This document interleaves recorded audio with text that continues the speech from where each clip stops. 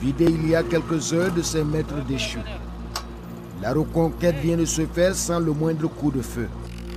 Nous sommes le 11 décembre 2023. Le symbole est fort.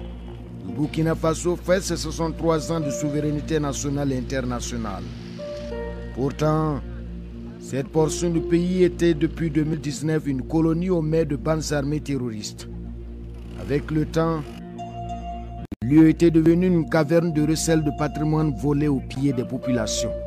Disons, l'Empire souillé est aujourd'hui un village fantôme gardé par des animaux. Parce qu'ici, beaucoup ont préféré la fuite à la compromission avec les terroristes. Alors le commando est prudent. Ces concessions pourraient être piégées. Parce que ce type d'opération réserve souvent des surprises. Le contrôle du périmètre se fait donc de façon organisée et avec discernement. Il s'agit d'assurer autour de la ville une bulle de sûreté où les fouilles et recherches de caches d'armes pourront se réaliser sans incident majeur. Ce sont les vivres qu'ils ont volés avec la population venue attaquer ici. C'est leur magasin. Donc, vous voyez, c'est des tonnes de mille.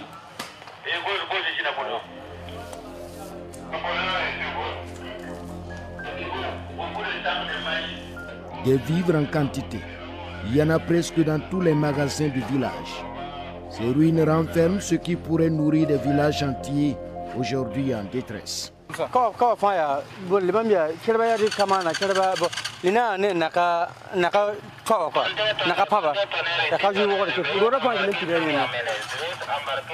Donc tous les bâtiments, c'est ça qui est là. D'accord.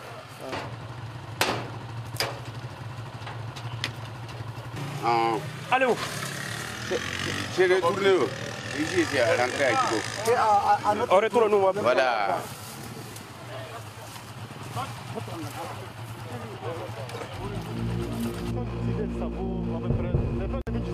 Les artères désertes. À ces temps de gloire, la localité comptait plus de 3000 lames.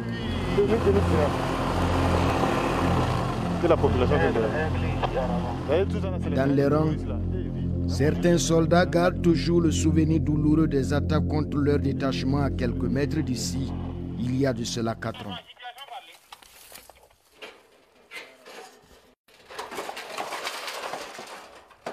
Difficile de savoir la quantité de vivres stockés dans ces maisons transformées en greniers. Dans cet autre coup, les terroristes en avaient plein pour se nourrir. Qu'est-ce que vous allez en faire? Ça, oui, c'est à détruire pour que l'ennemi ne se serve pas. Mais le chef de mission est là pour parler. Aigle! Aigle! Si on avait des moyens de transport, on allait les convoyer vers Djibo. Mais là, on n'en a pas, donc on va détruire. Avec cet officier du 4e bataillon d'intervention rapide, nous ne sommes pas au bout des surprises. Vos renseignements est précis.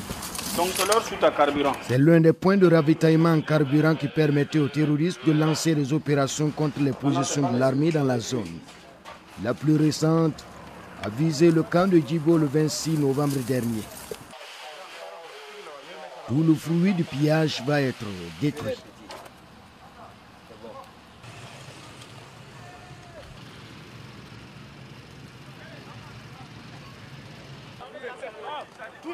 Le soleil se couche sur Barabouli, 2 semaines après la tentative d'invasion du camp militaire de Djibo, 30 km au sud. Les hommes vont camper là. Un sanctuaire terroriste revenu désormais à l'État et à sa puissance. Du moins, cette nuit, seules les unités gardent les remparts de la ville et les terroristes sont obligés de s'en éloigner comme des chiens.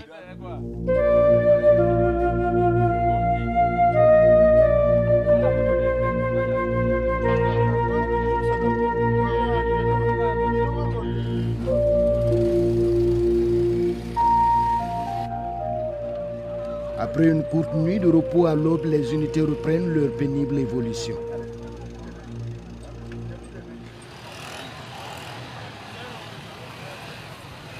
L'ennemi, comme à son habitude, ne se montre pas. Mais l'importante présence de bivouacs, de vivres, de bétail et d'objets divers et la communication interceptée laissent présager de futurs combats. Les éléments de tête aux ordres du lieutenant Kaira et Logan sont déjà hors du village. La queue de convoi est dans le plan d'un éventuel appui en cas d'embuscade. Le Bill 5 en tête est un habitué de ce type de manœuvre complexe avec l'effet surprise.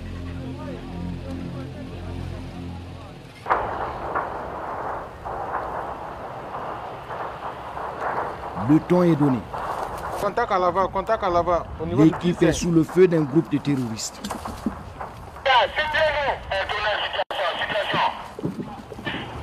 Les combats font rage. Notre équipe tente de rallier le théâtre des opérations avec le danger omniprésent.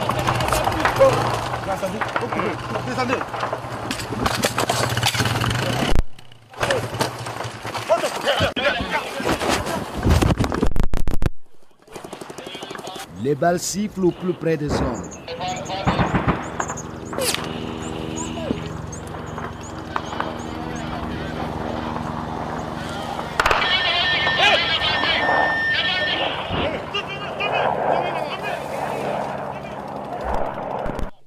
Réflexe de combattants. Plaquage au sol. Nous venons d'essuyer des tirs du côté nord.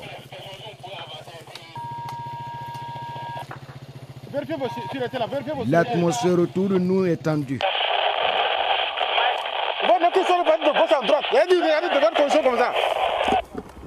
Vous tournez pour être derrière. Sinon, tout ça se concentre devant là. Ça peut être mauvais pour nous. Ici, les plombs ne choisissent pas de direction ni de cible. Le dernier qui nous visait vient d'atterrir au-dessus de nos têtes. Juste à hauteur d'une coudée. Quand une embuscade se crée comme ça, là, c'est pas blindé là. Il n'y a pas quelqu'un qui peut filer sa tête là. Quand les balles là, ça suit de gauche à droite. C'est les mêmes balles là qui peuvent prendre les gens. Une fumée noire s'échappe de la zone des combats. Nous redoutons le pire. Ça, c'est le blindé. Mais seuls nos oreilles sont témoins de ce qui se passe depuis le début de l'embuscade.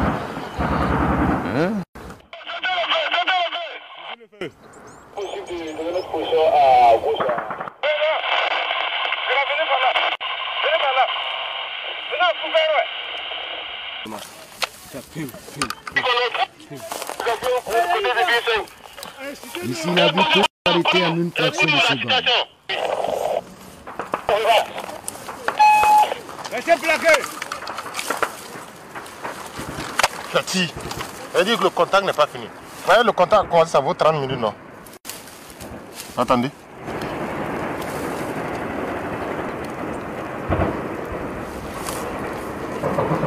Ouais. Vous voyez, ce genre de contact, ça vous prend. Si vous n'avez pas de munitions, vous êtes mort. Le combat peut durer pendant 30 minutes. Plus. Attendez, il faut suivre de gauche à droite. Il faut pas à l'arrière. Suivez de gauche à droite. C'est bon? Suivez de gauche à droite. Gauche à droite. Et à tous les indicatifs, suivez de gauche à droite.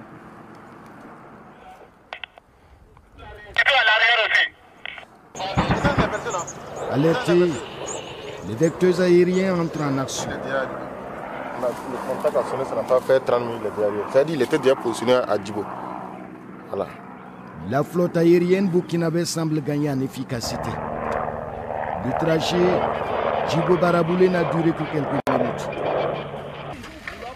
Depuis la base, c'est le capitaine Lyon aux commandes du 5e bataillon qui assure la coordination. Les blindés à la manœuvre traquent l'adversaire qui cherche désespérément un abri pour ne pas mourir. Avec cette action, l'Ito se resserre autour des terroristes dans l'œil du cyclone. Le drone de combat pourrait frapper en temps favorable. N'ayez pas peur, même un peu. N'ayez pas peur, même un peu. La partie vient de tourner à l'avantage des soldats.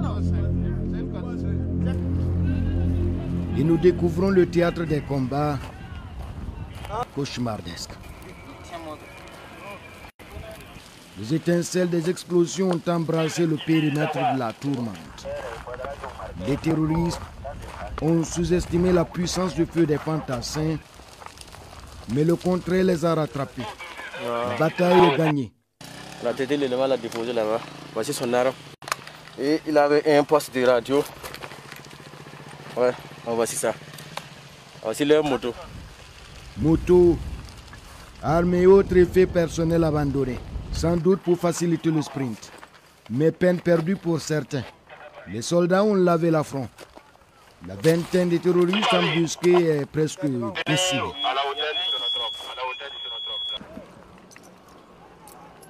Combattant sans fortune, c'est sandales aux pieds que beaucoup de terroristes ont tenté l'aventure funeste. La rançon de crime, une mort atroce et sans gloire. Soldats de décombre avec des méthodes perfides. Détenus militaires de pays voisins. Voilà. Le ratissage s'achève au sol. Et l'appui aérien sillonne toujours les airs. Quelques blessés côté amis reçoivent ici les premiers soins. Les guerriers ont eu la vie sauve. C'est aussi cela la guerre. Donner des coups et savoir en encaisser avec tous les moyens pour rester en vie et continuer de tirer. Du reste, l'ennemi vient de subir un sacré revers. Est suffisant pour entamer ses fantasmes. Rien n'est moins sûr. Pour l'instant, sous la caméra du drone de surveillance, les rescapés repartent la queue entre les jambes. Le moral sans doute dans les talons. Il est temps de déposer les armes, sinon il n'y aura pas de mouvement retour. Aucune portion ne nous sera empêchée désormais. On va mettre pied sur tous les territoires. Les hommes sont déterminés et les appuis sont toujours disponibles. Vous voyez, l'hélico est déjà là. Malheureusement, on a quelques blessés légers, uniquement des blessés légers. Ça n'empêche pas les gens de continuer le combat. Donc déjà, on va amorcer notre poursuite sur leur grande base.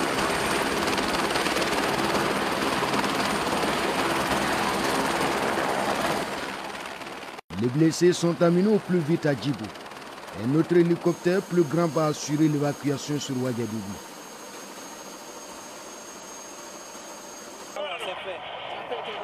Le signal donné est fort. Les hommes ont compris le désir et la prétention de l'ennemi. Chargeur garni.